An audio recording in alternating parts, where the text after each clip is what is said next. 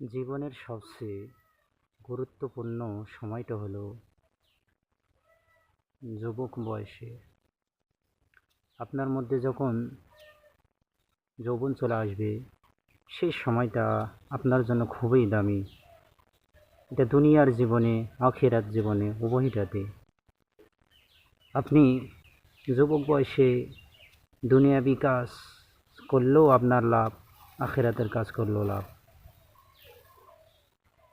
কারণ যুবক বয়সে মানুষের শক্তি সবল সব কিছু ঠিক থাকে, কিন্তু যখন যৌবনটা শেষ হয়ে যাবে তখন মানুষের সব কিছু দুর্বল হয়ে পড়ে।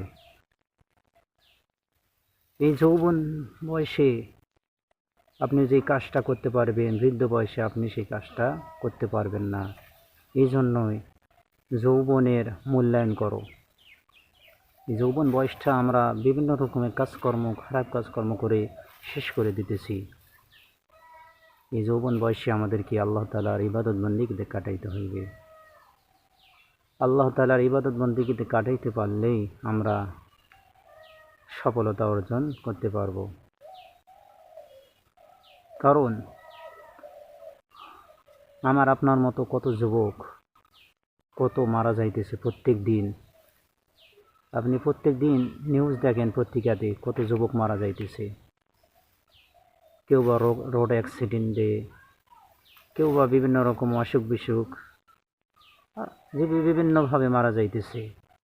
অথচ আল্লাহ তাআলা আপনাকে এখনও বাঁচিয়ে রেখেছে, আর আপনি গুনাহ করেই যাইতেছেন। আপনি কি ভেবে আজকে সারাদিন গুনাহ করে যাইতেছেন যে আমি আগামীকাল বেঁচে থাকবো, আরও যখন বয়স হইবে তখন আমি তওবা করব। আপনি কি গ্যারান্টি দিয়ে বেঁচে আছেন? হইতে পারে আজকেই আমার সেই দিন, আজকেই আমি মারা যাইতে পারি। এইভাবে এমনভাবে জীবন গড়ো যেন আপনি প্রত্যেক দিন মৃত্যুর জন্য তৈরি থাকতে পারো, যে আজকেই যদি আমার মৃত্যু হয়, আমার এমন কোনো আমি খারাপ কাজ করিনি যার কারণে আল্লাহর কাছে আমাকে জবাবদিহি করতে হবে। আমি আমার জীবনকে আল্লাহ তাআলার ইবাদত বন্দেগীতে কাটাইতেছি। তাহলে তুমি পরকালে আল্লাহ তাআলার কাছে মুক্তি পাবে।